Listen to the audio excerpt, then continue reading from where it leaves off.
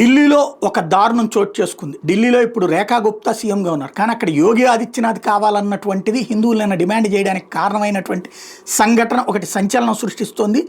సీలాంపూర్ ఏదైతే ఢిల్లీలో ఉందో అక్కడ 17 ఏళ్ల హిందూ అబ్బాయి కునాల్ని ముస్లిం యువకులు కొట్టి చంపారు. కునాల్ని చంపిన తర్వాతన వాళ్ళకి సంబంధించినటువంటి వాళ్ళ కుటుంబాన్ని అక్కడి నుంచి వెళ్ళిపోమ్మనమని బెదిరించారట. దీంతో అక్కడ హిందువులందరూ ఒక్కసారిగా పోగయ్యారు.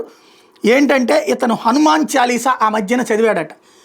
ఏదైతే హనుమాన్ చాలీసా గురించి ఎవరో నెగిటివ్గా మాట్లాడినప్పుడు అతను హనుమాన్ చాలీసా అందరి మధ్యలో కూర్చుని చదివాడట. అప్పటి నుంచి అతన్ని కక్ష కట్టి అతన్ని నిన్న చంపేశారు. 17 ఏళ్ల కుర్రోడిని, టీనేజర్ని, మైనర్ వ్యక్తిని, హిందువులకు సంబంధించినటువంటి అబ్బాయి కావాలనే ఈ విషయాన్ని చంపినటువంటి నేపథ్యంలో అక్కడున్న హిందువులంతా ఒక్కసారిగా పోయి మాకు అర్జెంటుగా యోగి ఆదిత్యనాథ్ కావాలి, ఇట్లాంటి దుర్మార్గాల నుంచి మా హిందువుల్ని కాపాడడానికి అన్నటువంటి డిమాండ్ చేసుకొచ్చారు.